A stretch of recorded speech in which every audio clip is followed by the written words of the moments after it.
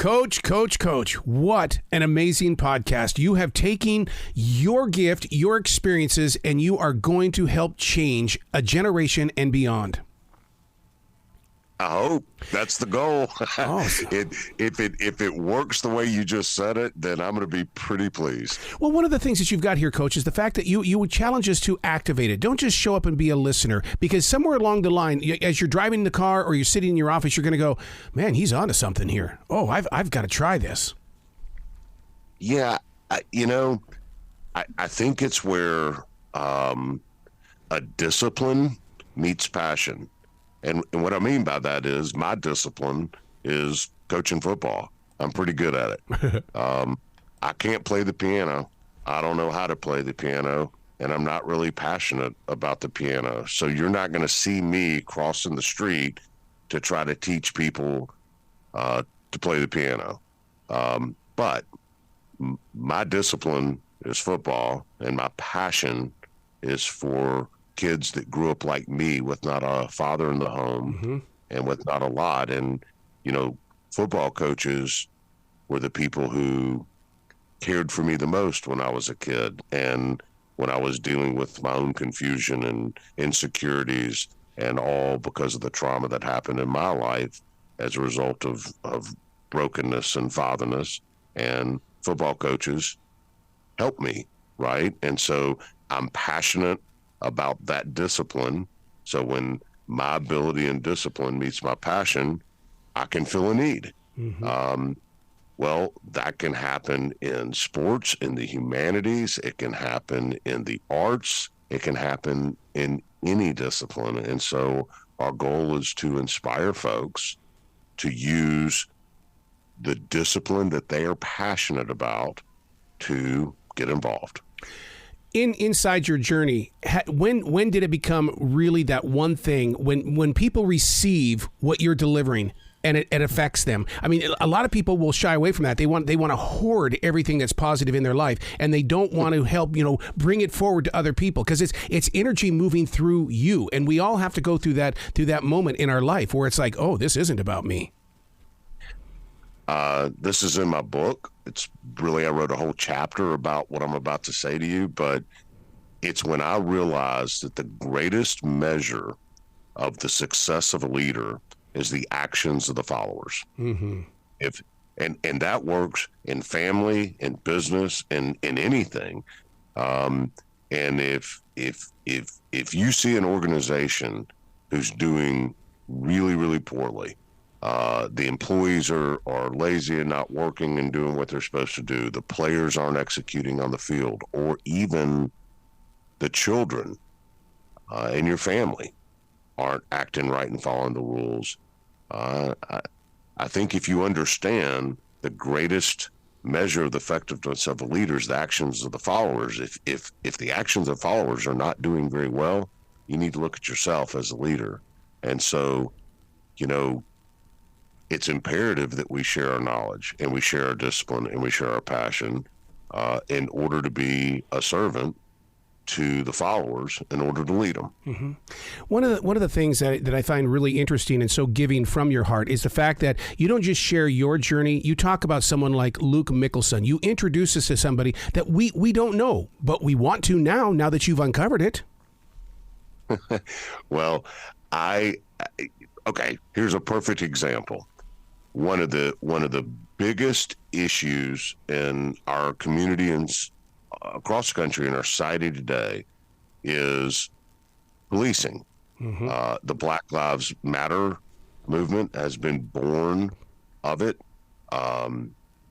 Even in my own hometown, there's a kid named Tyree Nichols. Same type story. And then they got the defund the police movement, and the hold it, we actually do need police, but we don't want police brutality, and it's really torn at the fabric of our country. Meanwhile, there's this guy named Officer Tommy Norman in North Little Rock, Arkansas. Yes, he's a white guy from North Little Rock who is a police officer, and polices the area he polices is largely African American. And this guy has changed hearts and minds in that area about police because he parks his car, he walks his beat old school.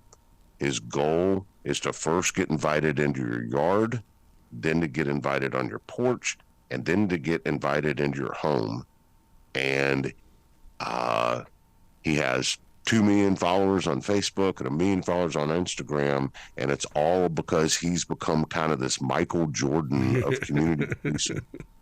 Yeah, it's phenomenal, right? And so we have this huge discord about policing and brutality and all of this that's tearing the fabric of our country up. It's really polarizing us, and all the time there's this guy named Tommy Mormon who's doing it right. But we don't hear his story because it doesn't sell tickets. Right. It's not incendiary. It's not what the media and the press want to feed our heads with. And I'm tired of it. So I want to tell Tommy's story. I want to say, okay, you want the anecdote to what our problems are today? Here he is, Tommy Norman. An army of Norman folks exists to tell those stories. You're doing it right with the podcast, because right now, the podcast, it's not just about you being in New York City. It's about who's listening to me in Butte, Montana, and who's down there in Texas listening. And every community has the situations that you're talking about on this, and they can get themselves activated. Normal people have the community power, but you've got to be able to step out there. That's it. And what exists right now that make normal people feel powerful? There's nothing to bring us together. It is high time that we start celebrating just average people that are doing amazing things in the communities, but also then providing a safe place for normal people to come together and share ideas and inspire one another. And that's what it is. That's what the podcast does. Army of Normal Folks, sharing those stories. And look, I'm going to tell you something else. These are not Hallmark stories with pretty pink bows, because the real world is this. We all have trauma. We all have difficulties. We all have to pay our bills. We all have, people in our family who are struggling. So we're not telling these perfect stories that are all bowed up. We're telling real life stories of real life people who do what they do in their communities, not because they were ordained and everything's perfect, but they do it despite the difficulties, and they do it despite the barriers they had to overcome, but they are still successful in their communities as a result of their efforts. We're telling those in stories. We're trying to inspire listeners to think about when hearing these stories, what they can do in their communities to make a difference. And then we're asking people to simply join up and just say, yeah, I want to be part of the army of normal folks who have the opportunity to change the trajectory of our society. We are living in an age where to have a conversation with a young adult, you ask them about things that are happening in the world, I don't know. Or you ask them, what do you want to do with what's going on after high school? I don't know. We need people like yourself, Coach, because they are an open field, and we've got to be able to get in there and show them, okay, don't think of yourself as a superstar today. Let's work on that. Let's build your platform. Humbly, I will say the No Child Left Behind thing was maybe one of the worst things to happen in the last 2 decades. The narrative that you have to go to college or you can't be successful is a false narrative that has crippled some kids. There are simply kids coming up in our school system who are really not college material, but they can sure as heck start a plumbing company. Yep. They can sure as heck be an electrician and start an electrical company. And I mean, what's the point in sending thousands and thousands of kids to go get a social work degree where they graduate with $60,000 or $70,000 or $80,000 in student loans, and they start making $35,000 a year as a social worker, where they could have gone to work as an electrical apprentice making $25 an hour, and by the time 5 years later they can be running their own electrical company making $100,000 a year. They didn't need college. It didn't fit them. And the whole point is that I'm trying to get is kids are different. Their interests are different. So their abilities are different. everybody doesn't have to go to college to be successful. College is great for those who can. Yeah. But the narrative that you have to go to college to be successful, you have to follow this specific track to be successful, I think is a destructive one. Mm-hmm. And so what we're going to need to do is we need to dive in, ask questions, understand who we're trying to lead, understand who we're trying to educate, find out what their interests and their disciplines and their abilities are, and then allow those to flourish based on what's best for the individual kid. But you can't do that without learning about them.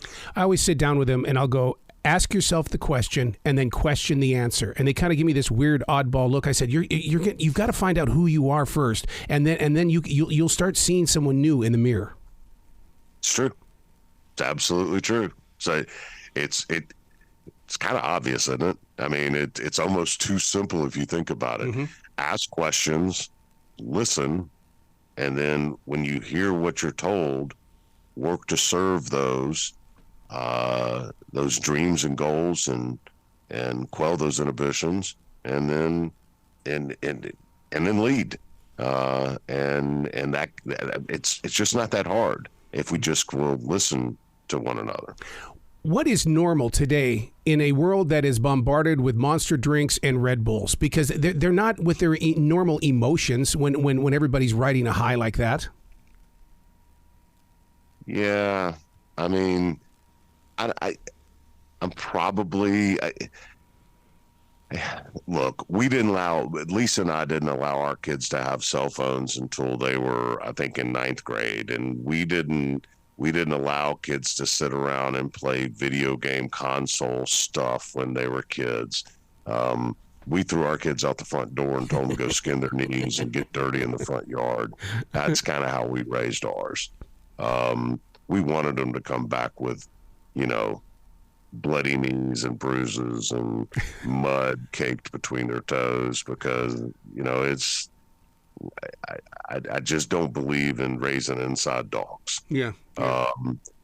And so I don't know what I guess what I'm saying to you is I don't know what's normal anymore with regard to kids. And you're right, with Monster drinks and video game consoles, I fear what that looks like 20 years from now. And once again, you can be a leader and you can serve without ever leaving the confines of your own home.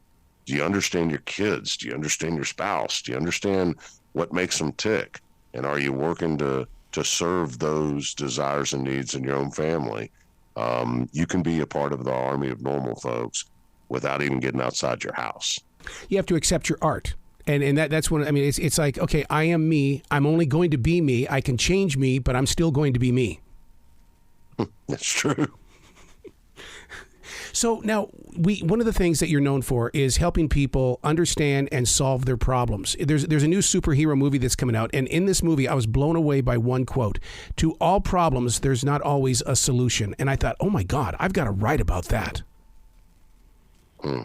To all problems, there's not always a solution? Yeah, there's not always a solution. So many people put concentration and they put so much time and energy in investing. I've got to find the answer. I got to find my answer. I got to find my answer. And then you're not getting that time back because there wasn't an answer.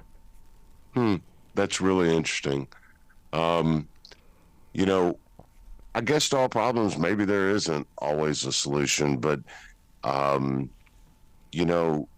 there's another saying, as a football coach, that there's a story under every helmet. Yeah. And all that means is each and every person inside your orbit has their own story and has their own reality. And as a leader, as a coach, as a manager, as whatever, you've got to get into that helmet. You got to get in between those ears and understand those you're seeking to serve or to lead. So while there may not be an answer to every problem, I do believe there's a story behind every face.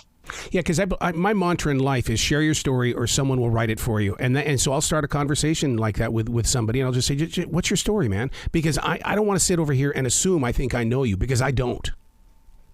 That's right. It's pretty dangerous to sum somebody up by the way they look.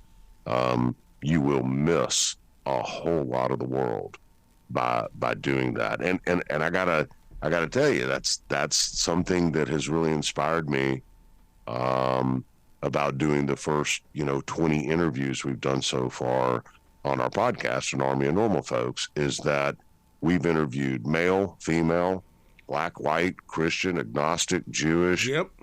all walks of life, all over the place. And you know something that's very universal? The inspirational message behind the work that somebody does to simply help another human being. Yep. Just being part of the army of normal folks. I mean, with all the divisions and the groups we're all supposed to be a part of, an army of normal folks, everybody can get their arms around seeing a need or a gap in their society or community and filling it.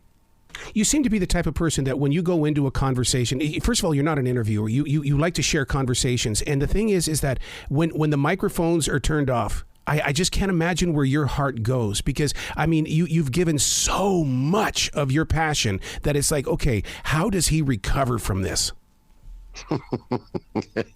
As a 50-something-year-old guy, I'm better at it. But I don't have it completely under control. But you're absolutely right.